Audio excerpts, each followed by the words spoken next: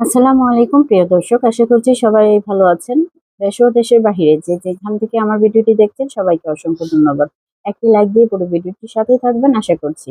আজকে কালো বেগুন দিয়ে ইলিশ মাছ রান্না করে দেখিয়ে দিব। প্রথমে আমি ইলিশ মাছগুলো ভেজে নিচ্ছি। কালো বেগুন দিয়ে ইলিশ মাছ রান্না করলে অনেক টেস্ট লাগে। এভাবে করে বাসায় রান্না করে থাকেন তারা কমেন্টে অবশ্যই জানিয়ে যাবেন। আর কতটা ইয়ামি হয় না খেলে বুঝতে পারবেন না। এভাবে করে ইলিশ মাছ দিয়ে কালো বেগুন রান্না করে দেখবেন। একদম ইজি একটা রান্নার রেসিপি আজকে শেয়ার করেছি। যারা আমার ভিডিওটি নতুন দেখছেন চ্যানেলটি সাবস্ক্রাইব করে পাশেই থাকবেন। চলুন তাহলে দেখে নেন আমি কিভাবে এই কালো বেগুন দিয়ে ইলিশ মাছটা রান্না করে নিয়েছি। আমি একই তেলের মধ্যে পেঁয়াজ কুচি দিয়ে দিচ্ছি। আমরা অনেকেই রান্না করতে পারি, অনেক টেস্ট হয় রান্নায়, কিন্তু যারা নতুন রাঁধুনি আছেন তারা আমার এই রেসিপিটা দেখে সহজেই রান্না করে নিতে পারবেন এই মজাদার রেসিপিটা।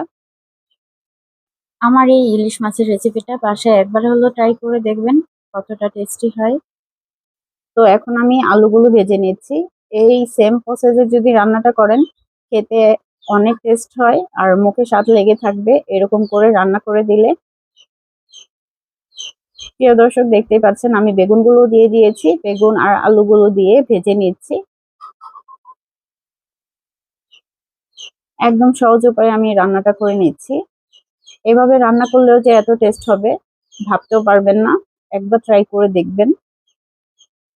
একদম সিম্পল ওয়েতে আমি আপনাদেরকে রান্নাটা করে দেখিয়ে দিচ্ছি। অনেক সময় আমরা ধাপে ধাপে রান্না করব, অনেকটা সময় ধরে রান্না করব, সময় থাকে না।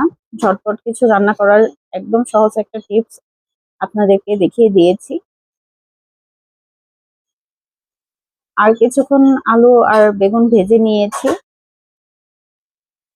তো ভাজা শেষ পর্যায়ে দেখতে পাচ্ছেন কি পর্যায়ে আমি ভেজে নিয়েছি।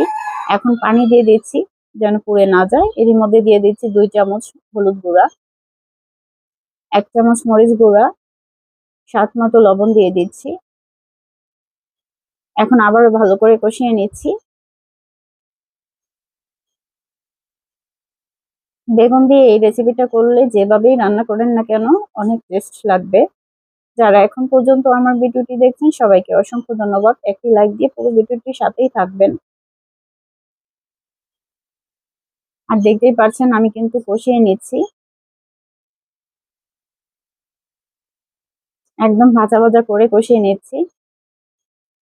কষানোর শেষ পর্যায়ে এখন আমি পানি দিয়ে দিচ্ছি। ঝোলটা যার যার ইচ্ছে মতো দিয়ে নেবেন। আমি যেহেতু ইলিশ মাছ দিয়ে কালো বেগুনের ঝোল ঝোল রেসিপিটা করছি, আপনাদের ইচ্ছে মতো ঝোলটা দিয়ে নেবেন। এভাবে রান্না না করলে বুঝতে পারবেন না। তো একবার ট্রাই করে করার অনুরোধ রইল। তো ঢাকনা দিয়ে ঢেকে কিছুক্ষণ রান্না করে নিয়েছি। দেখতেই পাচ্ছেন পানিটা শুকিয়ে আসার পর আমি মাছগুলো দিয়ে দিচ্ছি। আপনারা চাইলে যেকোনো মাছ দিয়ে এই রেসিপিটা করে নিতে পারেন, কিন্তু ইলিশ মাছ দিয়ে খেতে বেশি টেস্ট হয়। তো সুন্দর করে সাজিয়ে আমি মাছগুলো দিয়ে দিয়েছি। এখন ঢাকনা দিয়ে আবারও ঢেকে দিচ্ছি। কিছুক্ষণ জাল করে নিয়েছি। তারপর দিয়ে দিচ্ছি কাঁচামরিচ।